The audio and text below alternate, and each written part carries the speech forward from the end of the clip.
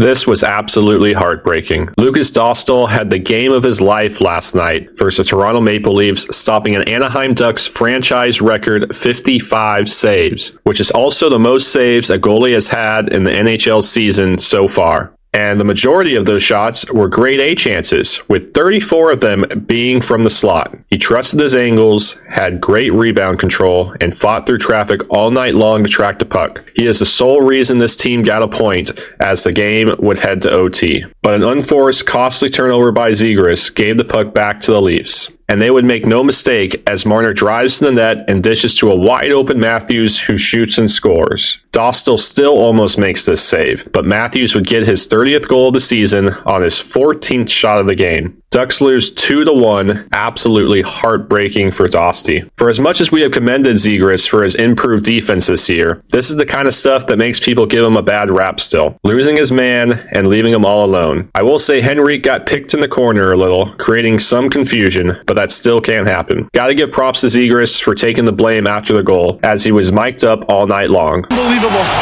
57 shots. You were the best player on the ice. Oh, that's my fault. Unbelievable. There's definitely some other funny mic'd up bits from Z from the night, which I can't show all of them due to copyright restrictions. But here are some of my favorite sound bites. That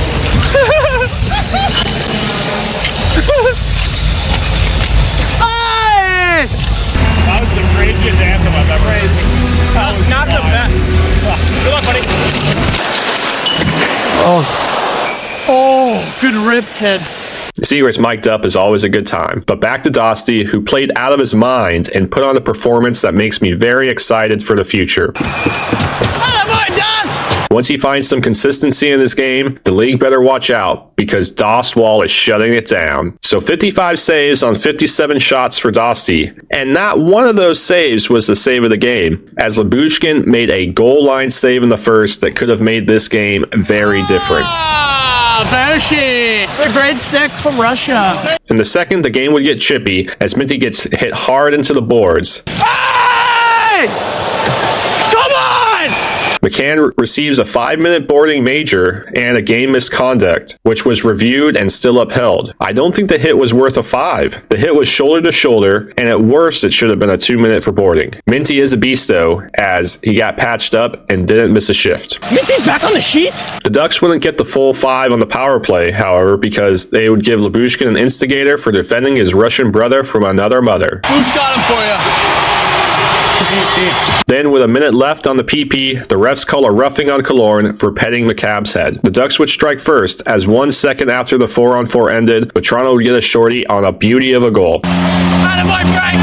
Drysdale was strong in the puck, and then McTavish shows his great hands to get it over to Vadrano, who has the patience to outweight Jones. And oh boy, do we love Frankie Sellies. And I think there's a good chance we'll be seeing a lot more of those, as he is on a 40-goal pace for the season. The Ducks would take the 1-0 lead into the third, and it would last until 5 minutes left as the Leafs hit the post, and Tavares is there to put it in on the rebound. You already know what happens next. Ducks lose their first overtime game of the season. They get a point because of Dosty, but let's go for 2 next game versus the soaring Winnipeg Jets Friday at 7 p.m. And be prepared for Stromer to get run if he plays. Which is an if, and I'll send it over to Kim to say why. Thanks, Sean. It's an if because Strome was listed as day-to-day prior to this game. And with the Ducks, day-to-day really means don't expect him back for a couple weeks. We actually got a lot of injury news to get through. Let's start with a positive. Isaac Lundestrom made his season debut in this one after tearing his Achilles in the offseason. He looked solid defensively like usual, and Coach Cronin's system is something he should thrive in, so great to see him back. But we won't be getting Terry back for a few more games, as he was put on IR retroactive to December 30th. There is also a flu going around the team,